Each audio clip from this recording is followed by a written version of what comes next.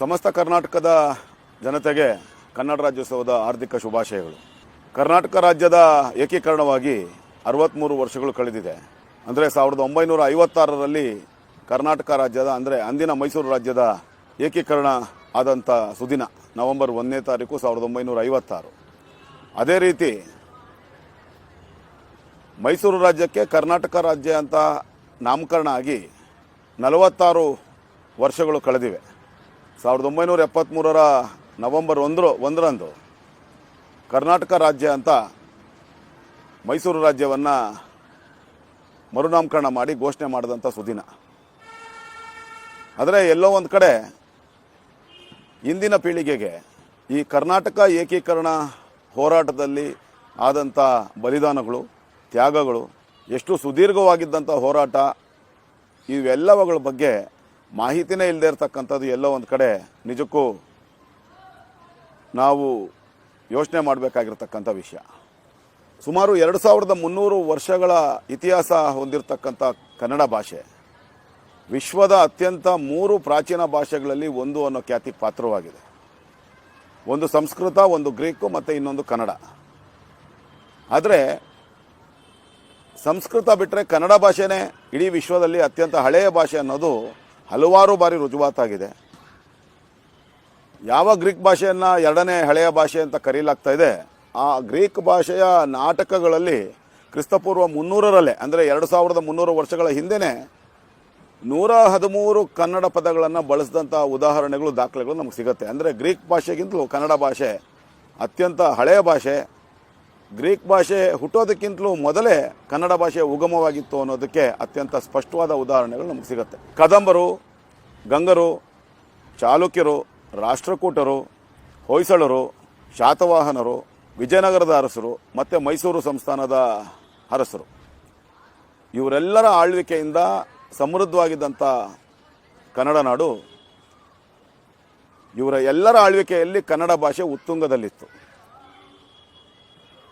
ಕಾವೇರಿ, ಗೋದಾವರಿ, ನರ್ಮದಾ ನದಿಯ ತೀರದವರೆಗೆ ಕನ್ನಡ ನಾಡು ಹರಡಿತ್ತು ಅನ್ನೋದು ದಾಖಲೆಗಳಿಂದ ನಮಗೆ ಗೊತ್ತಾಗತ್ತೆ. 9ನೇ ಶತಮಾನದಲ್ಲಿ ರಚಿತವಾದಂಥ ರಾಷ್ಟ್ರಕೂಟ ಚಕ್ರವರ್ತಿ ಅಮೋಘವರ್ಷ ನೃಪತುಂಗನ ಆಸ್ಥಾನದಲ್ಲಿದ್ದಂಥ ಶ್ರೀ ವಿಜಯ ಕವಿ ರಚನೆ ಮಾಡಿರ್ತಕ್ಕಂಥ ಕನ್ನಡದ ಪ್ರಪ್ರಥಮ ಕಾವ್ಯಗ್ರಂಥ ಕವಿರಾಜ ಮಾರ್ಗದಲ್ಲಿ ಕಾವೇರಿಯಿಂದಮ ಗೋದಾವರಿ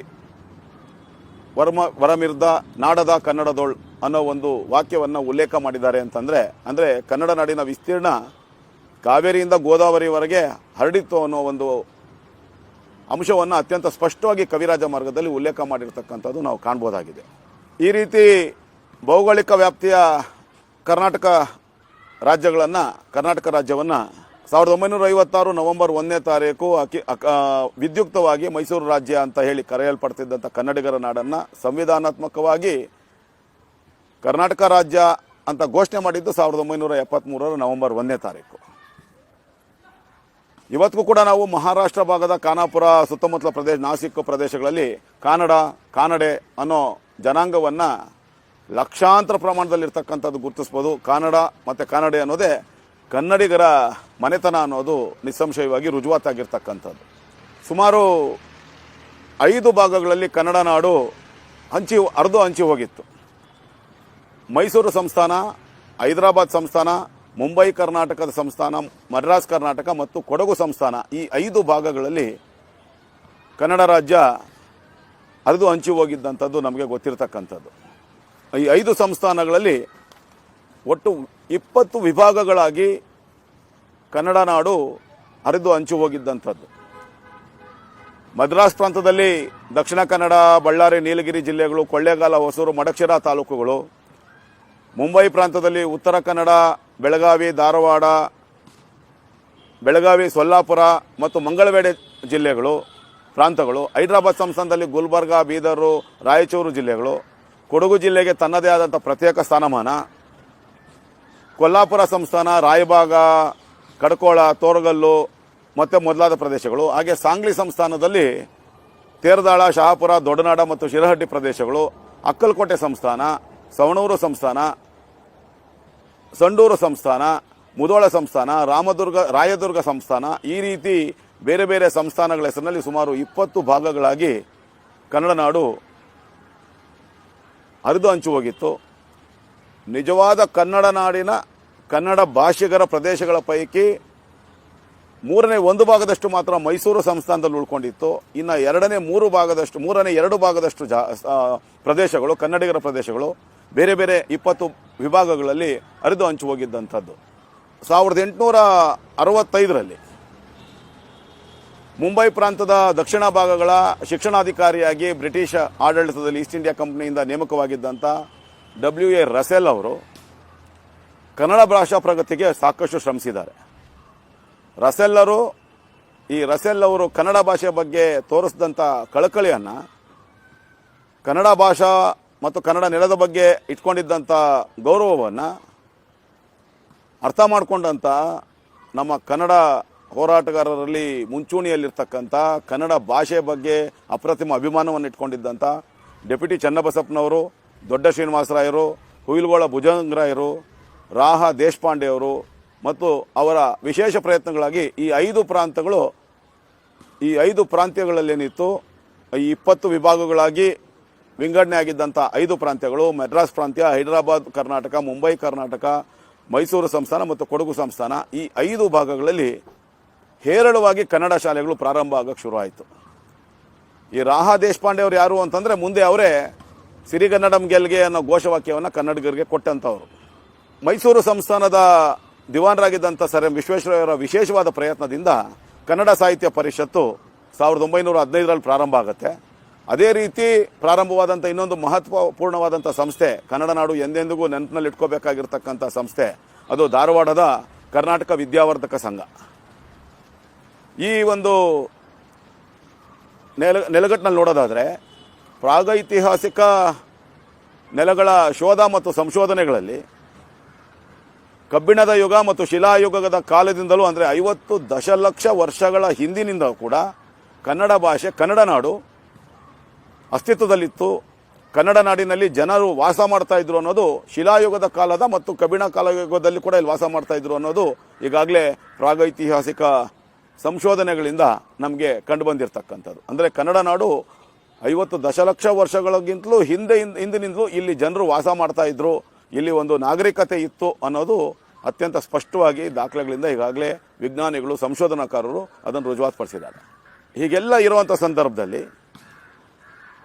ನಾವು ಕನ್ನಡಿಗರು ಯಾವತ್ತೂ ಕೂಡ ನೆನಪಲ್ಲಿ ಇಟ್ಕೋಬೇಕಾಗಿರ್ತಕ್ಕಂಥ ಒಂದು ವಿಷಯ ಅಂತಂದರೆ 1814ರಲ್ಲಿ ಮದ್ರಾಸ್ ಪ್ರಾಂತದ ಗವರ್ನರ್ ಆಗಿದ್ದಂಥ, ಕರ್ನೂಲ್ನಲ್ಲಿ ತನ್ನ ಆಡಳಿತ ಕೇಂದ್ರ ಕಚೇರಿಯನ್ನು ಹೊಂದಿದ್ದಂಥ ಅತ್ಯಂತ ಪ್ರಮುಖ ಬ್ರಿಟಿಷ್ ಸೇನಾಧಿಕಾರಿ, ಆಡಳಿತಗಾರ ಥಾಮಸ್ ಮನ್ರೋ ಅವರು ಈ ಎಲ್ಲ 5 ಭಾಗಗಳನ್ನು, 5 ಸಂಸ್ಥಾನಗಳನ್ನು, ಇದು ಅಚ್ಚ ಕನ್ನಡಿಗರ ಸಂಸ್ಥಾನ, ಈ 5 ಭಾಗಗಳನ್ನು ಕನ್ನಡ ಭಾಷೆಯ ಪ್ರಾಂತ್ಯಗಳನ್ನು ಒಂದು ಮಾಡಬೇಕು ಅನ್ನೋ ಒಂದು ಮುನ್ನುಡಿಯನ್ನು ಬರೆದು ಇದಕ್ಕೆ ಅವರ ಬ್ರಿಟಿಷ್ ಸಾಮ್ರಾಜ್ಯದ ಈಸ್ಟ್ ಇಂಡಿಯಾ ಕಂಪನಿಯ ಮುಖ್ಯಸ್ಥರಿಗೆ ಪತ್ರವನ್ನು ಕೂಡ ಬರೆದಿರ್ತಾರೆ. ಆ ಪತ್ರವನ್ನು ನಾವು ಇವತ್ತು ಕೂಡ ಲಂಡನ್ನಲ್ಲಿರ್ತಕ್ಕಂಥ ಬ್ರಿಟಿಷ್ ಮ್ಯೂಸಿಯಮಲ್ಲಿ ನಾವು ನೋಡ್ಬೋದಾಗಿದೆ.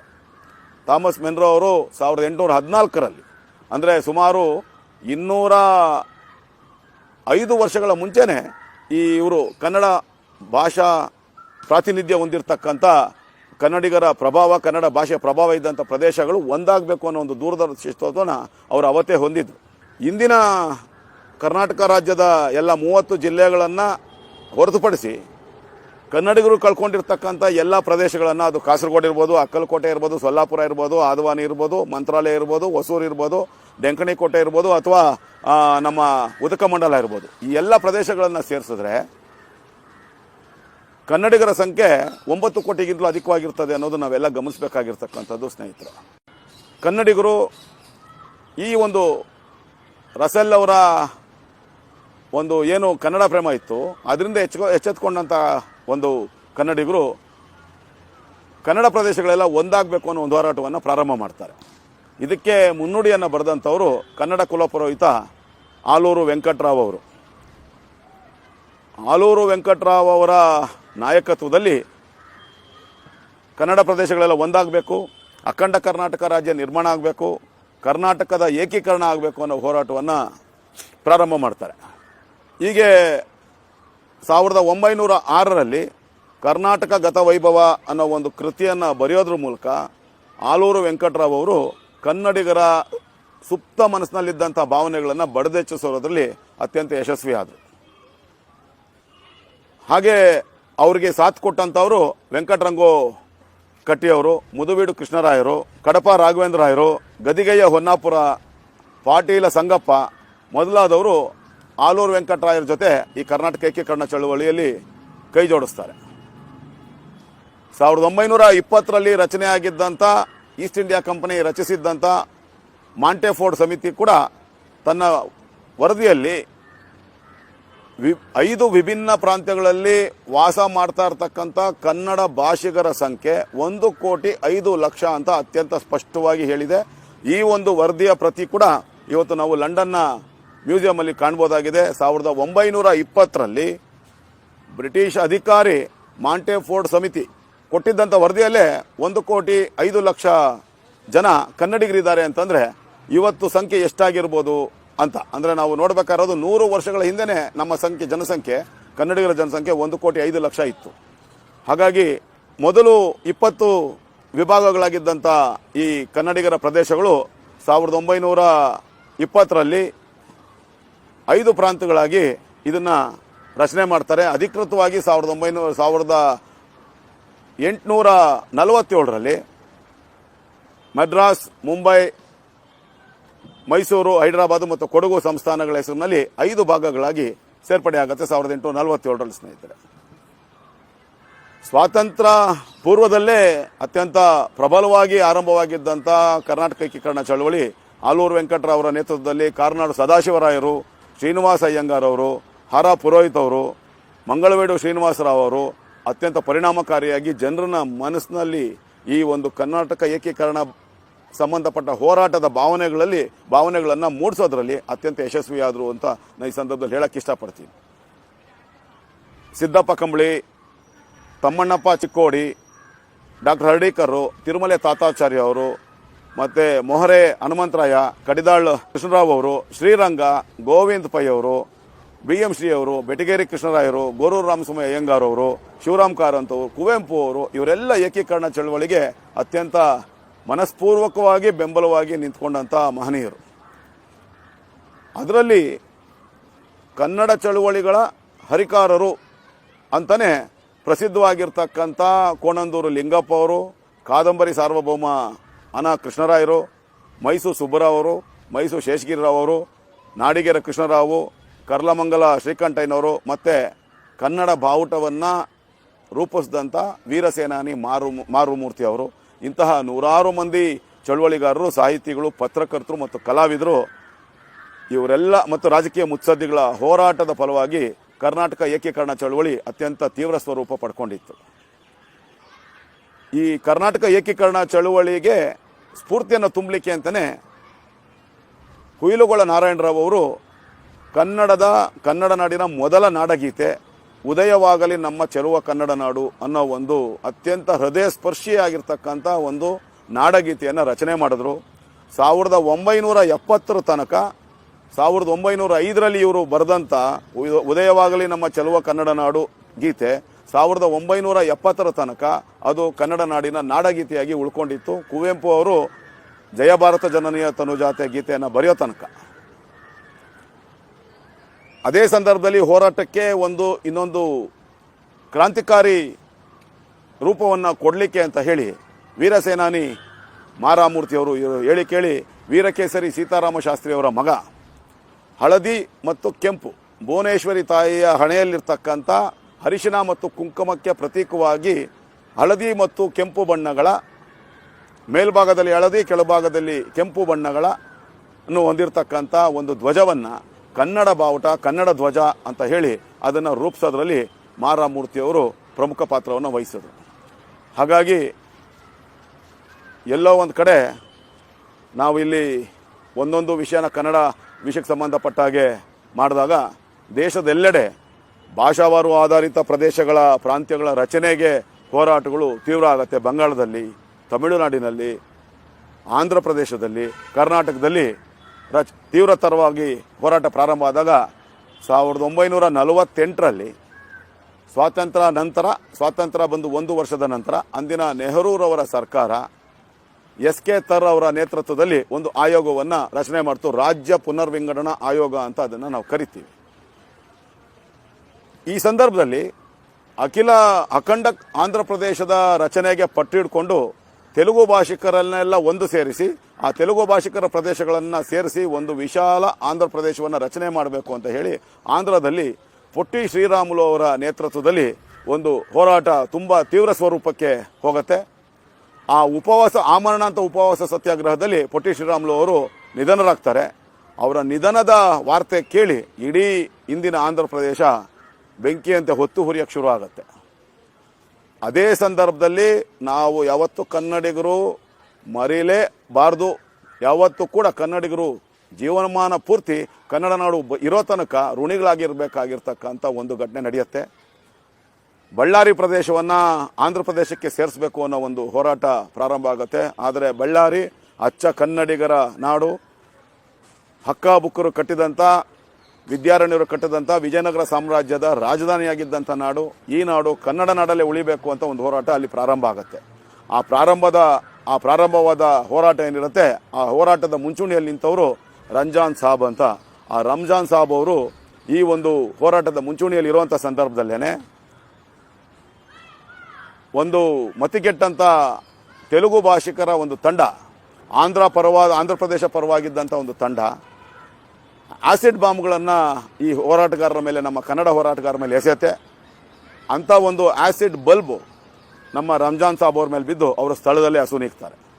ಅವರು ಅಸುನೀಗಿದ ನಂತರ ಒಬ್ಬ ಕನ್ನಡ ಹೋರಾಟಗಾರ, ಕರ್ನಾಟಕ ಏಕೀಕರಣ ಚಳುವಳಿಯ ಒಬ್ಬ ಮುಂಚೂಣಿಯ ನಾಯಕ ಯಾವಾಗ ತನ್ನ ಬಲಿದಾನ ಆಗುತ್ತೆ, ಆತನ ಬಲಿದಾನ ಆದ ನಂತರ ಇಡೀ ಕನ್ನಡ ನಾಡು ಹೊತ್ತಿ ಹುರಿಯೋದ್ರ ಜೊತೆಗೆ ಹೋರಾಟ ತೀವ್ರ ಸ್ವರೂಪವನ್ನು ಪಡ್ಕೊಳ್ತಾ ಹೋಗುತ್ತೆ. ಎಲ್ಲ ಜಿಲ್ಲಾ ಕೇಂದ್ರಗಳಲ್ಲಿ, ತಾಲೂಕು ಕೇಂದ್ರಗಳಲ್ಲಿ ಮೆರವಣಿಗೆಗಳು, ಹೋರಾಟಗಳು, ಪ್ರತಿಭಟನೆಗಳು ದೊಡ್ಡ ಮಟ್ಟದಲ್ಲಿ ನಡೆಯೋಕ್ಕೆ ಶುರು ಆಗುತ್ತೆ. ಆವಾಗ ದಿಕ್ಕೆಟ್ಟಂಥ ಜವಾಹರ್ಲಾಲ್ ನೆಹರು ಅವರ ಸರ್ಕಾರ ಏಕೀಕೃತ ಕರ್ನಾಟಕ ರಾಜ್ಯ ಸ್ಥಾಪನೆಗೆ ಒಂದು ಸಹಮತವನ್ನು ವ್ಯಕ್ತಪಡಿಸುತ್ತೆ. ಯಾಕೆ ಅಂತಂದರೆ ಕನ್ನಡಿಗ ಭಾಷೆಗಳು ಈಗ ಹಿಂದೆ ನಾನು ಹೇಳಿದಾಗೆ 2/3 ಭಾಗದಷ್ಟು ಕನ್ನಡಿಗರು ವಾಸಿಸುತ್ತಿದ್ದಂಥ ಪ್ರದೇಶಗಳು ಹೊರಗಡೆ, ಮೈಸೂರು ಪ್ರಾಂತ್ಯದ ಹೊರಗಡೆ ಇದ್ದಂಥದ್ದು ಈ ಒಂದು ಹೋರಾಟಕ್ಕೆ ಪ್ರಮುಖ ಕಾರಣವಾಗಿದ್ದಂಥದ್ದು. ರಾಜ್ಯ ಪುನರ್ವಿಂಗಡಣಾ ಆಯೋಗದಲ್ಲಿ ಡಾಕ್ಟರ್ ಫಜಲ್ ಅಲಿ ಅವರು ನೇತೃತ್ವದಲ್ಲಿ KM ಪಣಿಕ್ಕರ್ ಮತ್ತು HN ಕುಂಜು ಅವರ ನೇತೃತ್ವದ ಈ ಸಮಿತಿ 1955 ಸೆಪ್ಟೆಂಬರ್ 30ರಂದು ಕೇಂದ್ರ ಸರ್ಕಾರಕ್ಕೆ ಒಂದು ವರದಿಯನ್ನು, ತನ್ನ ಅಂತಿಮ ವರದಿಯನ್ನು ಸಲ್ಲಿಸುತ್ತೆ. ಆ ವರದಿಯನ್ನು ಇಟ್ಕೊಂಡು ರಾಜ್ಯಸಭೆ ಮತ್ತು ಲೋಕಸಭೆಯಲ್ಲಿ ಕೇಂದ್ರ ಸರ್ಕಾರ ಅನುಮೋದನೆಗೆ ಇಟ್ಟು ಒಪ್ಪಿಗೆ ಪಡೆದು ಆ ಬಿಲ್ಲನ್ನು ಪಾಸ್ ಮಾಡಿದ ನಂತರ ರಾಷ್ಟ್ರಪತಿಗಳು ಏಕೀಕರಣದ ವಿಧೇಯಕಕ್ಕೆ, ಅಂದಿನ ರಾಷ್ಟ್ರಪತಿಗಳು ಬಾಬು ರಾಜೇಂದ್ರ ಪ್ರಸಾದ್ ಅವರು ಆ ಕರ್ನಾಟಕ ಏಕೀಕರಣ ಚಳವಳಿಯ ವಿಧೇಯಕಕ್ಕೆ ಸಹಿಯನ್ನು ಹಾಕ್ತಾರೆ. ಅಂದಿನ ರಾಷ್ಟ್ರಪತಿಗಳಾಗಿದ್ದಂಥ ಡಾಕ್ಟರ್ ಬಾಬು ರಾಜೇಂದ್ರ ಪ್ರಸಾದ್ ಅವರು ಬೆಂಗಳೂರಿನ ಸೆಂಟ್ರಲ್ ಕಾಲೇಜ್ ಆವರಣದಲ್ಲಿ 1/11/1956 ಅಂದರೆ 1956 ನವೆಂಬರ್ 1ರಂದು ವಿದ್ಯುಕ್ತವಾಗಿ ಮೈಸೂರು ರಾಜ್ಯದ ಉದಯವನ್ನು ಘೋಷಣೆ ಮಾಡಿರ್ತಾರೆ. ಆ ವಿಶೇಷ ಏನು ಅಂತಂತಂದರೆ, ಅವತ್ತಿನ ವಿಶೇಷ ನಾವು ಗಮನಿಸಬೇಕಾಗಿರ್ತಕ್ಕಂಥದ್ದು, ನವೆಂಬರ್ 1, 1956ಕ್ಕೆ ತನ್ನದೇ ಆದಂಥ ಒಂದು ವಿಷಯ, ಬೇರೆ ಯಾವುದೇ ರಾಜ್ಯಕ್ಕೆ ಇಲ್ಲದೇ ಇರತಕ್ಕಂಥ ಒಂದು ವಿಶೇಷ ಇದೆ. ಆ ಒಂದು ದಿನ ಕರ್ನಾಟಕ ಅಂದರೆ ಅಂದಿನ ಮೈಸೂರು ರಾಜ್ಯಕ್ಕೆ 2 ಮುಖ್ಯಮಂತ್ರಿಗಳಾಗಿರ್ತಾರೆ.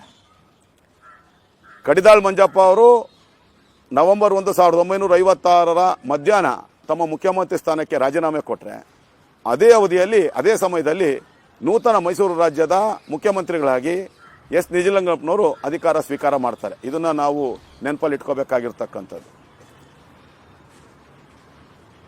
ಮೈಸೂರು ರಾಜ್ಯ ಅಥವಾ ಏಕೀಕೃತ ಕನ್ನಡ ನಾಡು ರಚನೆ ಸಂದರ್ಭದಲ್ಲಿ ನಮ್ಮ ನೆರೆ ರಾಜ್ಯಗಳಾಗಿರ್ತಕ್ಕಂಥ ಹೈದರಾಬಾದ್ ರಾಜ್ಯದ ಮುಖ್ಯಮಂತ್ರಿಗಳಾಗಿದ್ದಂಥ ಬುರುಗಲ ರಾಮಕೃಷ್ಣರಾವ್ ಅವರು, ಆಂಧ್ರ ಕೇಸರಿ ಟಿ ಪ್ರಕಾಶಂ ಅವರು, ನೀಲಂ ಸಂಜೀವ್ ರೆಡ್ಡಿ ಅವರು, ಹಾಗೆ ಮದ್ರಾಸ್ ಪ್ರಾಂತ್ಯದ ಮುಖ್ಯಮಂತ್ರಿಗಳಾಗಿದ್ದಂಥ ಚಕ್ರವರ್ತಿ ರಾಜಗೋಪಾಲಾಚಾರಿ ಅವರು, ಕಾಮರಾಜ್ ನಾಡರ್ ಅವರು, ಹಾಗೆ ಬಾಂಬೆ, ನಾವು ಇವಾಗ ಮುಂಬೈ ಅಂತ ಕರಿತೀವಿ, ಬ್ರಿಟಿಷ್ ಆಳ್ವಿಕೆಯಲ್ಲಿ ಅದನ್ನು ಬಾಂಬೆ ಅಂತ ಕರೀಲಾಗ್ತಾ ಇತ್ತು.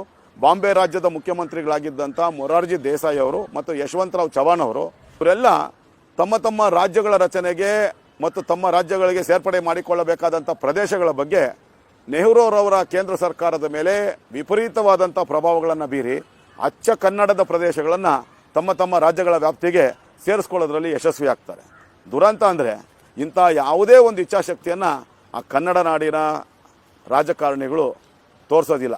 ಅದು ನಿಜಲಿಂಗಪ್ಪರು ಇರ್ಬೋದು, ಕಡಿದಾಳ್ ಮಂಜಪ್ಪನವ್ರು ಇರ್ಬೋದು, ತೋರಿಸೋದಕ್ಕೆ ಹೋಗಲ್ಲ. ನಿಜಕ್ಕೂ ಇದು ಕನ್ನಡಿಗರ ದುರ್ದೈವ ಮತ್ತು ಕನ್ನಡ ನಾಡಿನ ದುರಂತಗಳಲ್ಲಿ ತುಂಬ ದೊಡ್ಡ ಒಂದು ಪ್ರಕ್ರಿಯೆ ಅಂತ ನಾನು ಹೇಳಕ್ಕೆ ಇಷ್ಟಪಡ್ತೀನಿ.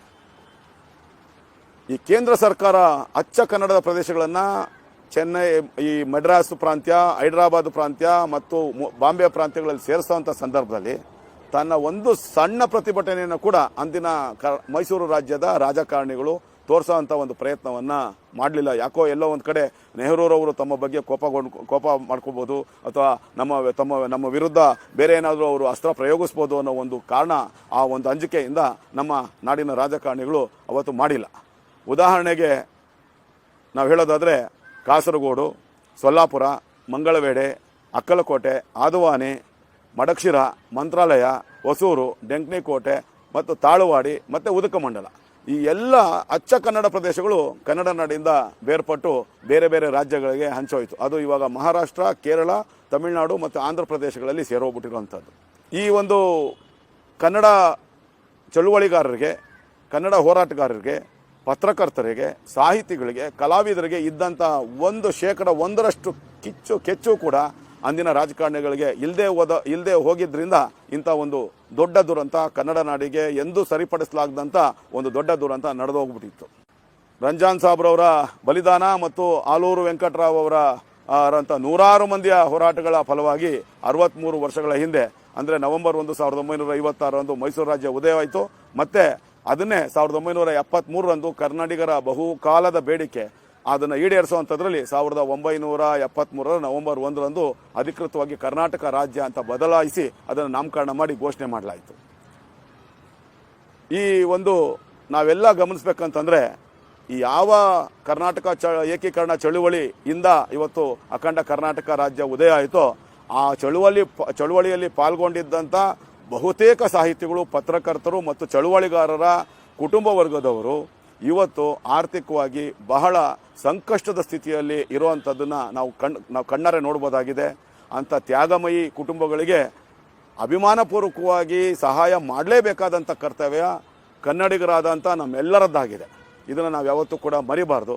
ಉದಾಹರಣೆಗೆ ಕನ್ನಡ ಬಾವುಟವನ್ನು ರೂಪಿಸಿದಂಥ ವೀರಸೇನಾನಿ ಮಾರಾಮೂರ್ತಿಯವರು, ಆ ಮಾರಾಮೂರ್ತಿಯವರ ಅಣ್ಣನ ಒಂದು ಸಣ್ಣ ಜಮೀನಿನಲ್ಲಿ ಬಾವಿ ತೆಗೆಯುವಂಥ ಕೆಲಸದಲ್ಲಿ ನೀರು ಸಿಕ್ಕಾಗ ಸಹಜವಾಗಿ ನಮ್ಮ ಸಂಪ್ರದಾಯದಲ್ಲಿರೋ ಹಾಗೆ ಗಂಗೆ ಪೂಜೆನ ಮಾಡಲಿಕ್ಕೆ ಅಂತ ಹೇಳಿ ಅವರ ಸಹೋದರನ ಜೊತೆ ಮಾರಾಮಮೂರ್ತಿಯವರು ಅವರ 2 ಮಕ್ಕಳ ಸಹಿತ ಆ ಬಾವಿಗೆ ಗಂಗೆ ಪೂಜೆ ಮಾಡಲಿಕ್ಕೆ ಅಂತ ಇಳಿತಾರೆ. ಇಳಿಯುವಂಥ ಸಂದರ್ಭದಲ್ಲಿ ಪೂಜೆ ಪ್ರಾರಂಭ ಆಗುವಂಥ ಸಂದರ್ಭದಲ್ಲಿ ದಿಢೀರ್ ಅಂತ ಅಂದ್ಬಿಟ್ಟು ಮೇಲ್ಗಡೆಯಿಂದ ಆ ಬಾವಿಗೆ ತೆಗೆದಿದ್ದಂಥ ಮಣ್ಣು ಸಂಪೂರ್ಣವಾಗಿ 5 ಜನರ ಮೇಲೆ, ಅಂದರೆ ಮಾರಾಮೂರ್ತಿಯವರ 2 ಚಿಕ್ಕ ಮಕ್ಕಳು ಮತ್ತು ಅವರ ಅಣ್ಣ ಮತ್ತು ಪೂಜೆ ಮಾಡ್ತಾ ಇದ್ದಂಥ ಒಬ್ಬರು ಪುರೋಹಿತರು ಸೇರಿದಾಗ 5 ಜನ ಸಂಪೂರ್ಣವಾಗಿ ಜೀವ ಸಮಾಧಿಯಾಗಿ ಹೋಗ್ಬಿಡ್ತಾರೆ. 3 ದಿನಗಳ ಕಾಲ ನಿರಂತರ ನಡೆಸಿದಂಥ ಒಂದು ಕಾರ್ಯಾಚರಣೆಯಿಂದಾಗಿ ಅಂದಿನ ಸಿಟಿ ಆರ್ಮ್ ರಿಸರ್ವ್ ಪೋಸ್ಟ್ನವರು ಮಾಡಿದಂಥ ಒಂದು ಕೆಲಸದಿಂದ 3 ದಿನಗಳ ನಂತರ ಅವರ ದೇಹವನ್ನು ಹೊರತೆಗೆಯಲಾಗತ್ತೆ. ಆದರೆ ಅವರ ಪತ್ನಿ ಶ್ರೀಮತಿ ಕಮಲಮ್ಮನವರು ಇವತ್ತಿಗೂ ಕೂಡ ಇಳಿ ವಯಸ್ಸಿನಲ್ಲಿದ್ದಾರೆ. 90 ವರ್ಷಗಳ ವಯಸ್ಸಾಗಿರ್ತಕ್ಕಂಥ ಶ್ರೀಮತಿ ಕಮಲಮ್ಮನವರು ಅತ್ಯಂತ ಸ್ವಾಭಿಮಾನದಿಂದ ವೀರಸೇನಾನಿ ಮಾರಾಮೂರ್ತಿಯವರು ಹಾಕಿಕೊಟ್ಟಂಥ ಹೆಜ್ಜೆಗಳಿಂದ ಎಷ್ಟು ಶಿಸ್ತುಬದ್ಧ ಜೀವನವನ್ನು ನಡೆಸ್ತಾ ಇದ್ದಾರೆ ಅಂತಂದರೆ, ಯಾರೂ ಇಲ್ಲದೆ ಇರತಕ್ಕಂಥ ಶ್ರೀಮತಿ ಕಮಲಮ್ಮನವರು ಇವತ್ತು ನಮ್ಮ ರಾಮಕೃಷ್ಣ ಆಶ್ರಮದಲ್ಲಿ ಅವರು ವಾಸ ಮಾಡ್ತಾ ಇದ್ದಾರೆ. ಅವರು ಇವತ್ತಿಗೂ ನಮಗೆ ನಮ್ಮ ಕನ್ನಡಿಗರ ಸ್ವಾಭಿಮಾನ ಎಂಥದ್ದು ಅನ್ನೋದಕ್ಕೆ ಅವರ ಒಂದು ಹೇಳಿಕೆ ನಾನು ಉಲ್ಲೇಖಿಸಬೇಕಾಗಿದೆ. ಅವರು, ನೀವು ನಂಬಲಿಕ್ಕಿಲ್ಲ, ಒಂದೇ ಹೊತ್ತು ಅವರು ಊಟ ಮಾಡ್ತಾ ಇರ್ತಕ್ಕಂಥದ್ದು ಕಳೆದ 23 ವರ್ಷಗಳಿಂದ ಅವರು ಮಾಡ್ತಾ ಇರ್ತಕ್ಕಂಥದ್ದು ಒಂದೇ ಹೊತ್ತಿನ ಊಟ.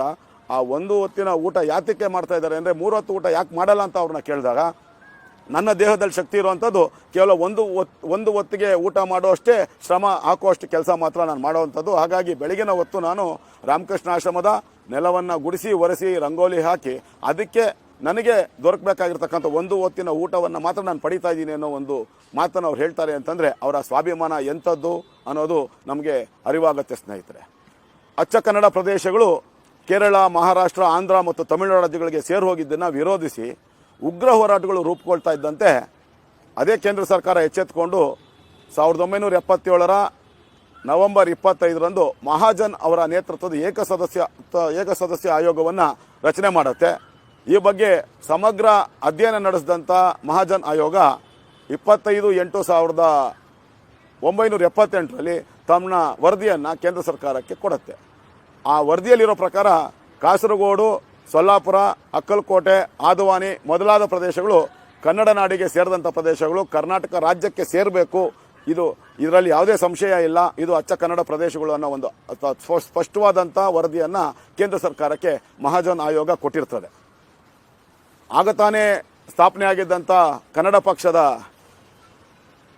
ಹೋರಾಟಗಾರರಾಗಿರ್ತಕ್ಕಂಥ ಜಗದೀಶ್ ರೆಡ್ಡಿ ಅವರು, ಮು ಗೋವಿಂದರಾಜು ಅವರು, ಸಂಪಂಗಿ ರಾಮಯ್ಯನವರು, ಕರ್ಲಮಂಗಲಂ ಶಂಕರಪ್ಪನವರು ಇಂಥ ಕನ್ನಡ ಪರ ಹೋರಾಟಗಾರರು ಮಹಾಜನ್ ವರದಿ ಅನುಷ್ಠಾನಕ್ಕೆ ಆಗ್ರಹಿಸಿ ಉಗ್ರ ಹೋರಾಟಗಳನ್ನು ಪ್ರಾರಂಭ ಮಾಡ್ತಾರೆ ಸ್ನೇಹಿತರೆ.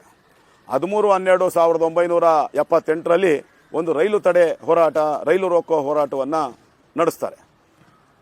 ಪೊಲೀಸ್ನವರು ಮೆಜೆಸ್ಟಿಕ್ ಪ್ರದೇಶದಲ್ಲಿರ್ತಕ್ಕಂಥ ರೈಲ್ವೆ ಸ್ಟೇಷನ್ನಲ್ಲಿ, ರೈಲು ನಿಲ್ದಾಣದಲ್ಲಿ ಇವರು ಹೋರಾಟ ಮಾಡ್ಬೋದು ಅನ್ನೋ ಒಂದು ನಿಲುವನ್ನು ಇದು ಮಾಡಿಕೊಂಡು ಅವರು ಅಲ್ಲಿ ಇವ್ರಿಗೋಸ್ಕರ ಕಾಯ್ತಾ ಇರ್ತಾರೆ.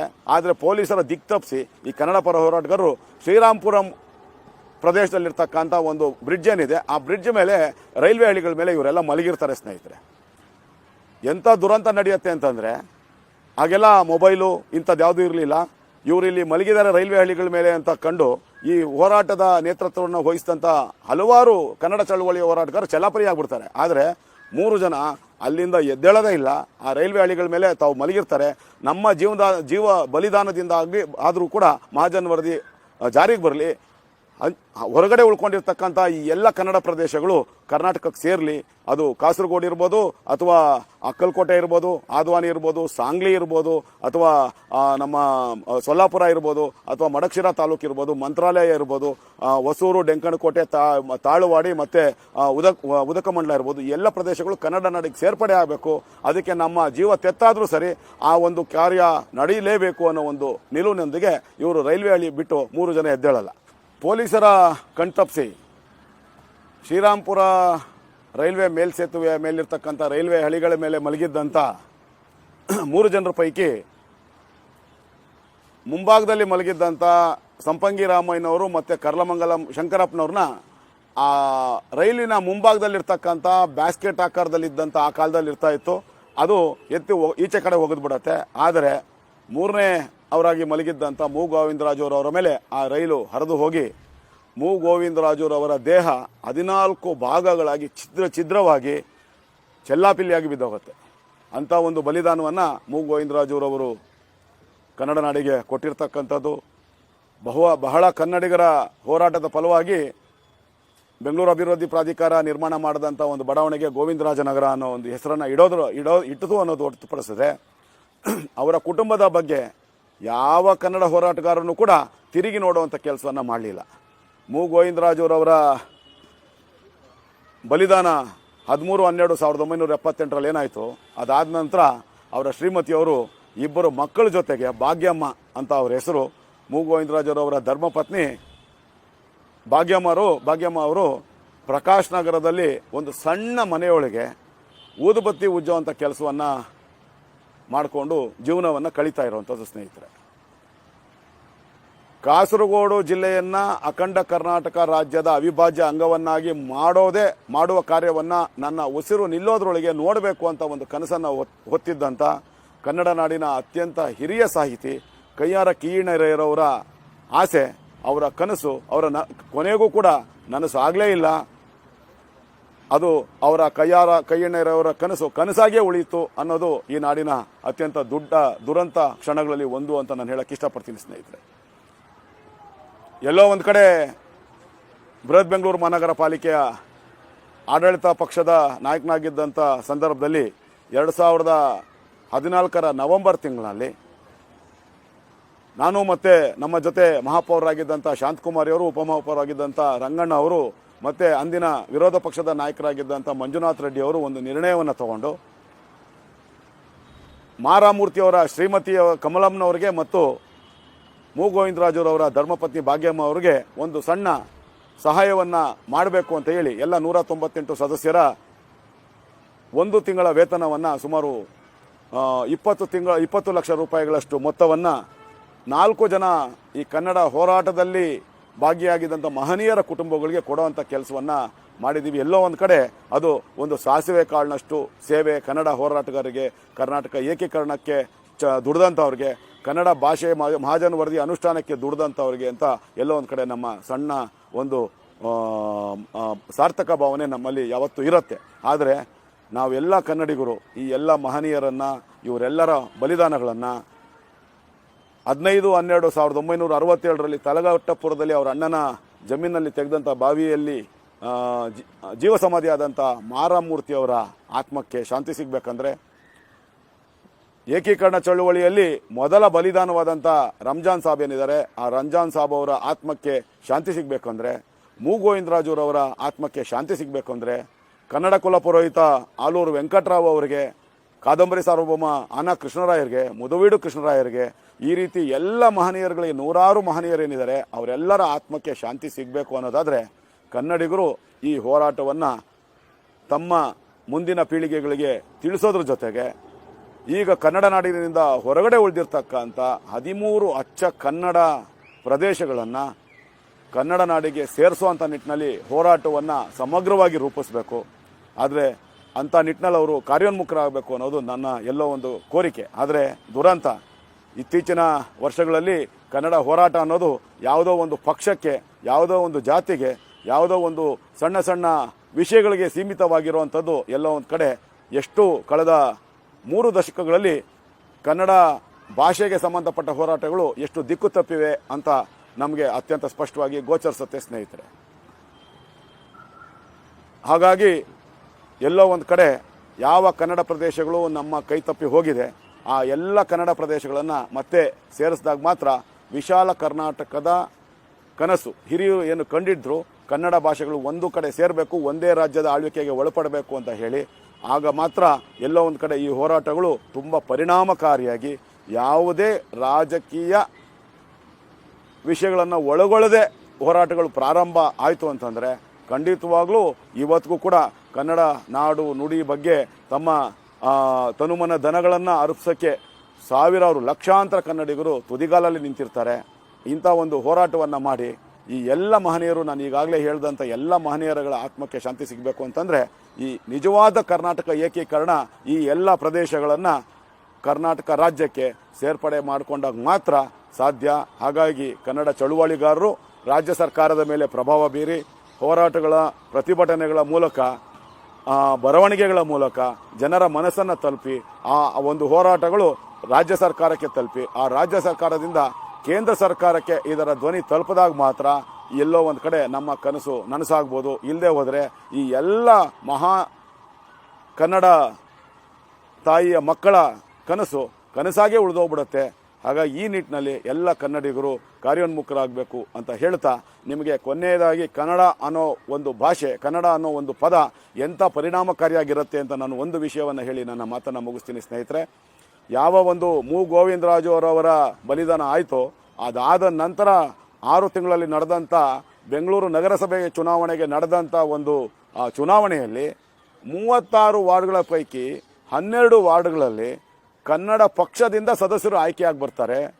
ಚಾಮರಾಜಪೇಟೆ ಕನ್ನಡ ಸಾಹಿತ್ಯ ಪರಿಷತ್ತಿನ ಕೇಂದ್ರ ಕಚೇರಿ ಇರ್ತಕ್ಕಂಥ ಒಂದು ಕನ್ನಡ ಸಾಹಿತ್ಯ ಪರಿಷತ್ ಇರ್ತಕ್ಕಂಥ ಒಂದು ಚಾಮರಾಜಪೇಟೆ ಕ್ಷೇತ್ರದಿಂದ ನಿರಂತರವಾಗಿ ವಾಟಾಳ್ ನಾಗರಾಜ್ ಅವರವರು, ಜಿ ನಾರಾಯಣ್ ಕುಮಾರ್ ಅವರು ಮತ್ತು ಪ್ರಭಾಕರ್ ರೆಡ್ಡಿ ಅಂತವರು ಚಾಮರಾಜಪೇಟೆ ಮತ್ತು ಬಿನ್ನಿಪೇಟೆ ಕ್ಷೇತ್ರಗಳಿಂದ ನಿರಂತರವಾಗಿ ಕೇವಲ ಕನ್ನಡದ ಹೆಸರಿನಲ್ಲಿ ಆಯ್ಕೆಯಾಗಿ ಬರ್ತಾರೆ ಅಂತಂದರೆ ನಿಜಕ್ಕೂ ಕನ್ನಡಿಗರ ಮನಸ್ಸಿನಲ್ಲಿ ಕನ್ನಡದ ಭಾವನೆ, ಕನ್ನಡ ಭಾಷೆಯ ಬಗ್ಗೆ ಅಭಿಮಾನ, ಕನ್ನಡ ಭಾಷೆಯ ಬಗ್ಗೆ ಒಂದು ಅವರ ಒಲವು ನಿತ್ಯ ನಿರಂತರವಾಗಿದೆ. ಅದನ್ನು ಸದ್ಬಳಕೆ ಮಾಡುವಂಥ ನಿಟ್ಟಿನಲ್ಲಿ ಎಲ್ಲ ಕನ್ನಡ ಚಳುವಳಿಗಾರರು, ಕನ್ನಡ ಹೋರಾಟಗಾರರು, ಕನ್ನಡದ ಸಾಹಿತಿಗಳು, ಕನ್ನಡದ ಕಲಾವಿದರು, ಕನ್ನಡದ ಪತ್ರಕರ್ತರು ಕಾರ್ಯೋನ್ಮುಖರಾಗಬೇಕು.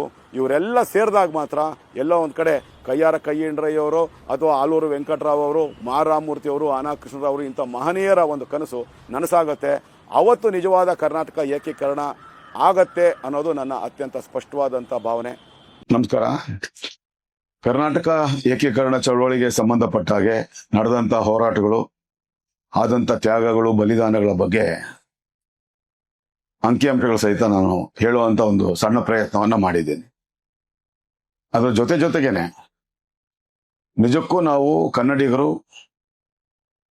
ಕನ್ನಡ ರಾಜ್ಯೋತ್ಸವವನ್ನು ಪ್ರತಿ ವರ್ಷ ಆಚರಣೆ ಮಾಡೋ ಸಂದರ್ಭದಲ್ಲಿ ಕೇವಲ ನವೆಂಬರ್ ತಿಂಗಳಿಗೆ ಮಾತ್ರ ನಮ್ಮ ಕನ್ನಡ ಪ್ರೇಮವನ್ನು ಸೀಮಿತವಾಗಿ ಇಟ್ಕೊಂಡು ಇನ್ನುಳಿದ ವರ್ಷದ 11 ತಿಂಗಳು ಕನ್ನಡಕ್ಕೂ ನಮಗೂ ಸಂಬಂಧ ಇಲ್ಲ, ಕನ್ನಡ ಭಾಷೆಗೂ ನಮಗೂ ಸಂಬಂಧ ಇಲ್ಲ ಅನ್ನೋ ರೀತಿಯಲ್ಲಿ ನಾವು ಇರೋವಂಥದ್ದು ನಮ್ಗೆಲ್ಲ ಗೊತ್ತಿರೋವಂಥದ್ದು. ಆದ್ರೆ ನಿಜಕ್ಕೂ ಕರ್ನಾಟಕ ಏಕೀಕರಣ ಆಗಿದೆಯಾ ಅಂತ ನಾವು ನೋಡಿದಾಗ ನಮಗೆ ಸಿಗುವಂತ ಉತ್ತರ ಖಂಡಿತವಾಗ್ಲೂ ಇಲ್ಲ ಅಂತ. ಯಾತಕ್ಕೆ ಅಂತಂದ್ರೆ ಕರ್ನಾಟಕ, ಮಹಾರಾಷ್ಟ್ರ ಮತ್ತು ಕೇರಳ ರಾಜ್ಯಗಳ ಗಡಿ ವಿವಾದಗಳನ್ನ ಬಗೆಹರಿಸಬೇಕು ಅಂತ ಹೇಳಿ, ಜೊತೆಗೆ ಬೆಳಗಾವಿ ತನ್ನ ರಾಜ್ಯಕ್ಕೆ ಸೇರಬೇಕು ಅಂತ ಹೇಳಿ ಮಹಾರಾಷ್ಟ್ರ ನಿರಂತರವಾದಂತ ಒತ್ತಡವನ್ನ ಕೇಂದ್ರ ಸರ್ಕಾರದ ಮೇಲೆ ಏರ್ತಾ ಇದ್ದದ್ರ ಪರಿಣಾಮವಾಗಿ ಕೇಂದ್ರ ಸರ್ಕಾರ ದಿನಾಂಕ 25/10/1966 ಸರ್ವೋಚ್ಚ ನ್ಯಾಯಾಲಯದ ನಿವೃತ್ತ ನ್ಯಾಯಮೂರ್ತಿ ಪಂಜಾಬಿನ ಮೆಹರ್ ಚಂದ್ ಮಹಾಜನ್ ಅವರ ನೇತೃತ್ವದಲ್ಲಿ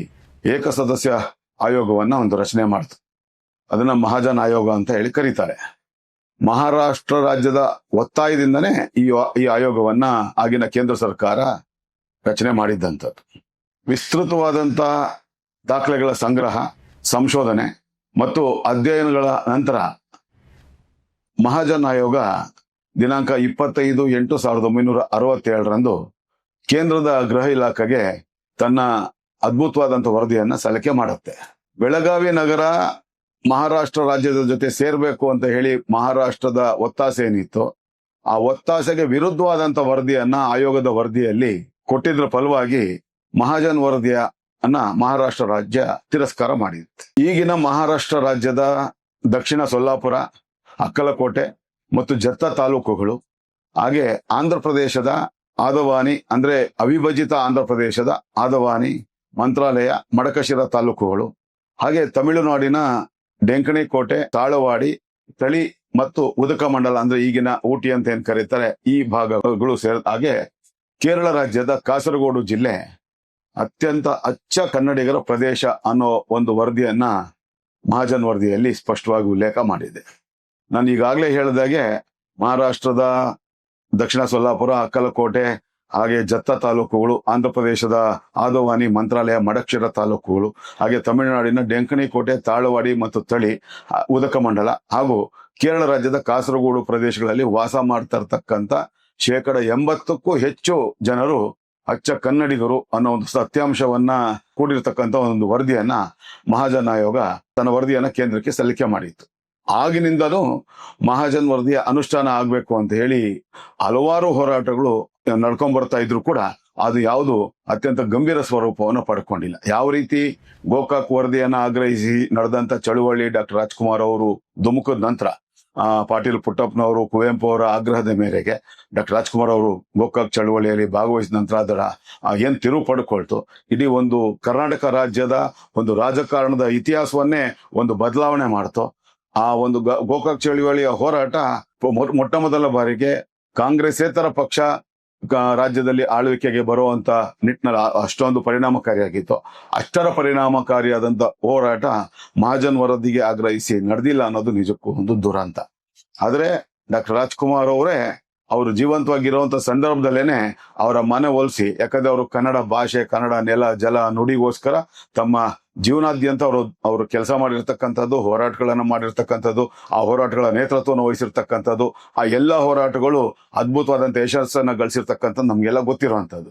ಅಂತ ಒಂದು ಪ್ರಯತ್ನವನ್ನ ಕನ್ನಡ ಪರ ಸಂಘಟನೆಗಳು ಮತ್ತು ಕನ್ನಡ ನಾಡು ಪರವಾಗಿರ್ತಕ್ಕಂಥ ಸಾಹಿತಿಗಳು, ಹೋರಾಟಗಾರರು ಒಂದು ಆಗ್ರಹ ಮಾಡಿ ಅವರ ನೇತೃತ್ವದಲ್ಲಿ ಒಂದು ಹೋರಾಟವನ್ನ ನಡೆಸಿದ್ರೆ 100ಕ್ಕೆ 100 ನಮಗೆ ಮಹಾಜನ್ ವರದಿ 90ರ ದಶಕದಲ್ಲೇ ಅದು ಅನುಷ್ಠಾನಕ್ಕೆ ಬರ್ತಾ ಇತ್ತು, ಅದು ಜಾರಿ ಆಗ್ತಾ ಇತ್ತು. ಯಾಕೆಂದ್ರೆ ಡಾಕ್ಟರ್ ರಾಜ್ಕುಮಾರ್ ಅವರ ನೇತೃತ್ವದ ಹೋರಾಟಗಳಿಗೆ ಇದ್ದಂತ ಒಂದು ಬೆಲೆ ಗೌರವ ಹೇಗಿತ್ತು ಅನ್ನೋದು ನಮ್ಗೆಲ್ಲ ಗೊತ್ತಿರ್ತಕ್ಕಂಥದ್ದು. ಆದ್ರೆ ಈಗ ಕಾಲ ಮುಗಿದೋಗಿದೆ. ಆದ್ರೆ ಈಗಿನ ಕನ್ನಡ ಪರ ಹೋರಾಟಗಾರ ಸಂಘಟನೆಗಳು ಕೆಲವೊಂದು ರಾಜಕೀಯ ಪಕ್ಷಗಳ ಪರ ವಿರೋಧ ಸಂಘಟನೆಗಳಾಗಿ ಮಾರ್ಪಟ್ಟಿರ್ತಕ್ಕಂಥದ್ದು, ಅವರವರಲ್ಲೇ ಅಭಿಪ್ರಾಯಗಳು ಭಿನ್ನಾಭಿಪ್ರಾಯಗಳು ಇರ್ತಕ್ಕಂಥದ್ದು. ಇದರಿಂದ ಇವತ್ತು ಕನ್ನಡ ಪರ ಹೋರಾಟಗಳು ಪರಿಣಾಮಕಾರಿಯಾಗಿ ನಾವು ನಿರೀಕ್ಷೆ ಮಾಡದಷ್ಟು ಪ್ರಮಾಣದಲ್ಲಿ ಅದು ನಡೀತಾ ಇಲ್ಲ ಅನ್ನೋದು ನಿಜಕ್ಕೂ ನಮ್ಮ ಕಣ್ಮುಂದೆ ಇರ್ತಕ್ಕಂಥ ಒಂದು ದೊಡ್ಡ ದುರಂತ ಅಂತ ನಾನು ಹೇಳೋದಕ್ಕೆ ಇಷ್ಟಪಡ್ತೀನಿ. ಈಗಲೂ ಕಾಲ ಮಿಂಚಿಲ್ಲ. ನಾಡಿನಾದ್ಯಂತ ಇರ್ತಕ್ಕಂಥ ಎಲ್ಲ ಕನ್ನಡ ಪರ ಸಂಘಟನೆಗಳು ತಮ್ಮ ತಮ್ಮ ನಡುವಿನ ಅಭಿಪ್ರಾಯ ಭೇದಗಳನ್ನ ಮರೆತು ಇದಕ್ಕೆ ಒಂದು ಅತ್ಯಂತ ಸಂಘಟನಾತ್ಮಕವಾದಂತ ಅತ್ಯಂತ ಪರಿಣಾಮಕಾರಿಯಾದಂತ ಒಂದು ಹೋರಾಟವನ್ನ ರೂಪಿಸಿದ್ದೇ ಆದರೆ ಅದರ ಮೂಲಕ ರಾಜ್ಯ ಸರ್ಕಾರ ಕೂಡ ನಮ್ಮ ಜೊತೆ ಧ್ವನಿ ಸೇರಿಸಿದ್ರೆ 100ಕ್ಕೆ 100 ನಾವು ಮಹಾಜನ್ ವರದಿಯ ಅನುಷ್ಠಾನವನ್ನ ಮಾಡಿಸ್ಕೊಳ್ಳೋದಿಕ್ ಸಾಧ್ಯ ಇದೆ. ಅಂತದ್ರಲ್ಲಿ ನಾವು ಇಂಥ ಒಂದು ಕಾರ್ಯಕ್ಕೆ ಕನ್ನಡ ಪರ ಹೋರಾಟಗಾರರು, ಕನ್ನಡ ಪರ ಚಿಂತನೆ, ಕನ್ನಡ ಪರ ಅಭಿಪ್ರಾಯ ಇರ್ತಕ್ಕಂಥ, ಕನ್ನಡ ಪರ ಪ್ರೀತಿ ವಿಶ್ವಾಸ ಇರ್ತಕ್ಕಂಥ ಸಾಹಿತಿಗಳ ನೇತೃತ್ವದಲ್ಲಿ ಮತ್ತೊಮ್ಮೆ ಗೋಕಾಕ್ ಚಳವಳಿ ಮಾದರಿಯ ಹೋರಾಟ ನಡಿಬೇಕಾಗ್ತದೆ.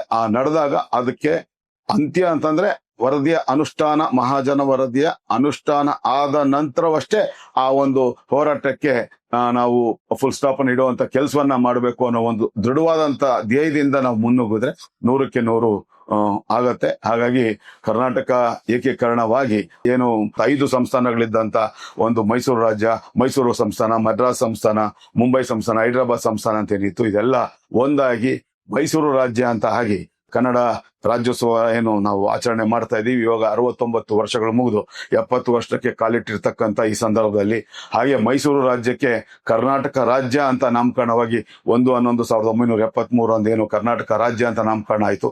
ಈಗಾಗಲೇ 52 ವರ್ಷಗಳ ಮುಗಿದಿರ್ತಕ್ಕಂಥ ಈ ಸಂದರ್ಭದಲ್ಲಿ ಕನ್ನಡ ನಾಡಿನ ಸಮಸ್ತ ನಾಗರಿಕರಿಗೆ, ಕನ್ನಡಿಗರಿಗೆ ಕನ್ನಡ ರಾಜ್ಯೋತ್ಸವದ ಹಾರ್ದಿಕ ಶುಭಾಶಯಗಳನ್ನು ಹೇಳ್ತಾ ಮತ್ತೊಮ್ಮೆ ಅಂತಿಮವಾಗಿ ಕಯ್ಯಾರ ಕೀರ್ಣರಯ್ಯ ಅವರ ಆತ್ಮಕ್ಕೆ ಶಾಂತಿ ಸಿಗ್ಬೇಕು ಅಂತಂದ್ರೆ, ಆಲೂರು ವೆಂಕಟರಾಯರ ಆತ್ಮಕ್ಕೆ ಶಾಂತಿ ಸಿಗ್ಬೇಕು ಅಂತಂದ್ರೆ, ಹುಯಿಲಗೋಳು ನಾರಾಯಣರಾವ್ ಅವರ ಆತ್ಮಕ್ಕೆ ಶಾಂತಿ ಸಿಗ್ಬೇಕು ಅಂತಂದ್ರೆ, ನಮ್ಮ ಆನ ಕೃಷ್ಣರಾವ್ ಅವರ ಆತ್ಮಕ್ಕೆ ಶಾಂತಿ ಸಿಗ್ಬೇಕು ಅಂದ್ರೆ, ಮಾರಾಮೂರ್ತಿ ಅವರ ವೀರಸೇನಾನಿ ಮಾರಾಮೂರ್ತಿ ಅವ್ರ ಯಾವ ವ್ಯಕ್ತಿಯ ಅವರ ಇಡೀ ಕುಟುಂಬದ ಬಲಿದಾನ ಆಯ್ತೋ ಅಂತಹ ಒಬ್ಬ ಹೋರಾಟಗಾರನ ಕನ್ನಡ ಬಾವುಟವನ್ನ ರೂಪಿಸಿದಂತ ಮಾರಾಮೂರ್ತಿ ಅವರ ಆತ್ಮಕ್ಕೆ ಶಾಂತಿ ಸಿಗ್ಬೇಕು ಅಂತಂದ್ರೆ, ಈ ಕರ್ನಾಟಕ ಏಕೀಕರಣ ಚಳುವಳಿಯಲ್ಲಿ ಪಾಲ್ಗೊಂಡು ತಮ್ಮ ದೇಹ ತ್ಯಾಗವನ್ನ ನಡೆದಂತ ಬಳ್ಳಾರಿಯಲ್ಲಿ ನಡೆದಂತ ಹೋರಾಟದಲ್ಲಿ ತಮ್ಮ ಬಲಿದಾನದ ಮೂಲಕ ಆ ಒಂದು ಕರ್ನಾಟಕ ಏಕೀಕರಣ ಚಳುವಳಿಗೆ ದೊಡ್ಡ ಹೋರಾಟದ ರೂಪವನ್ನು ಕೊಟ್ಟಂತ ದಿವಂಗತ ರಂಜಾನ್ ಸಾಬ್ ಅವರ ಆ ಬಲಿದಾನಕ್ಕೆ ಒಂದು ನ್ಯಾಯ ಸಿಗಬೇಕು ಅಂತಂದ್ರೆ, ಹಾಗೆ ಕನ್ನಡ ಮಹಾಜನ ವರದಿಗೆ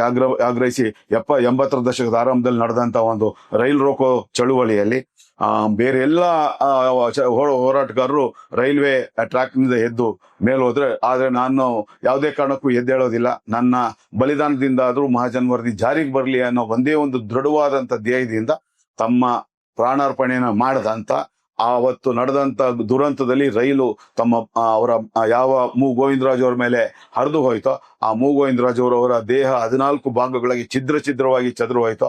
ಆ ಒಂದು ಹೋರಾಟದ ಮೂಲಕ ಪ್ರಥಮ ಬಾರಿಗೆ ಬೆಂಗಳೂರು ಮಹಾನಗರ ಪಾಲಿಕೆಗೆ ನಡೆದಂತ ಚುನಾವಣೆಯಲ್ಲಿ 14 ಜನ ಕಾರ್ಪೊರೇಟರ್ಗಳು ಕನ್ನಡ ಪಕ್ಷದಿಂದ ಆಯ್ಕೆಯಾಗಿ ಬಂದ್ರು.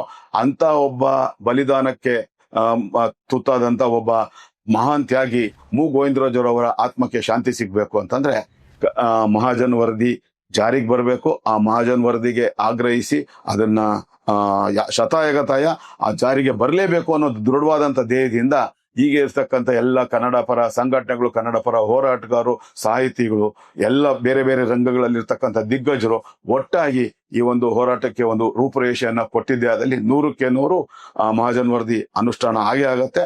ಆಗ ಮಾತ್ರ ಇವರೆಲ್ಲರ ಆತ್ಮಕ್ಕೂ ಶಾಂತಿ ಸಿಗತ್ತೆ. ಆಗ ಮಾತ್ರ ನಿಜವಾದ ಕರ್ನಾಟಕ ಏಕೀಕರಣ ಆಗತ್ತೆ. ಮತ್ತೆ ಅವತ್ತು ನಿಜವಾದ ಕನ್ನಡ ರಾಜ್ಯೋತ್ಸವವನ್ನ ಆಚರಿಸುವಂತ ದಿನ ಬರುತ್ತೆ ಅನ್ನೋ ಒಂದು ಸ್ಪಷ್ಟವಾದಂತ ಮಾತುಗಳನ್ನ ಹೇಳಿ ನಾನು ಮಾತು ಮುಗಿಸಿ. ಜೈ ಹಿಂದ್, ಜೈ ಕರ್ನಾಟಕ, ನಮಸ್ಕಾರ.